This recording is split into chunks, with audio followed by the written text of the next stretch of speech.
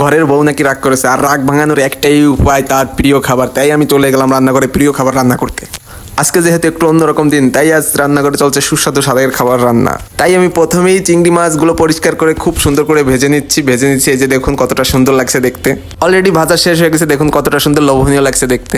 তাই আজ টার্গেট নিয়েছি চিংড়ি মাছ আর আলু দিয়ে সুস্বাদু স্বাদের রসালো ঝাঁঝালো ঝোল রান্না করব। তাই আমি প্রথমেই পেঁয়াজ, রসুন, আদা বাটা, গরম মশলা, তেজপাতা দিয়ে সুন্দরভাবে নাড়িয়ে মশলাগুলো ভেজে নিচ্ছি। আর চিংড়ির স্বাদ বাড়ানোর জন্য এখানে আছে খুলনার অন্যতম বিখ্যাত চুই ঝাল। প্রথমে আমি পেঁয়াজ বাটা, রসুন বাটা, আদা বাটা সুন্দর করে ভেজে নিয়েছি। এরপরে মরিচ গুঁড়া, হলুদ গুঁড়া, ধনে গুঁড়া একসাথে সুন্দরভাবে কষিয়ে নিয়েছি। দেখুন কতটা সুন্দর কালার এসেছে। মশলাটুকু ভালোভাবে কষিয়ে নিয়ে চিংড়ি আর আলুগুলো কড়াইতে দিয়ে জলের জন্য জল দিয়ে দিচ্ছি। দেখুন জাল হতে আছে, খুব সুন্দরভাবে জাল হচ্ছে। এরপর যে আমাদের সুস্বাদু স্বাদের লোভনীয় দেখতে চিংড়ি আর আলু দিয়ে রসা হয়ে গিয়েছে। দেখুন কতটা সুন্দর কালার এসেছে।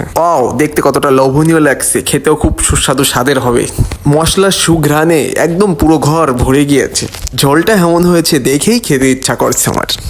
আর এটা ভাতের সাথে এক প্লেট হলে রাগ তো থাক দূরের কথা, আপনা আপনি হাসি চলে আসবে। শেষে অবস্থা এমন, রাগ কোথায় গেল কেউ জানে না, চিংড়ি আলু জয়ী হয়ে গেল। হা হা হা, এটাই বাস্তব।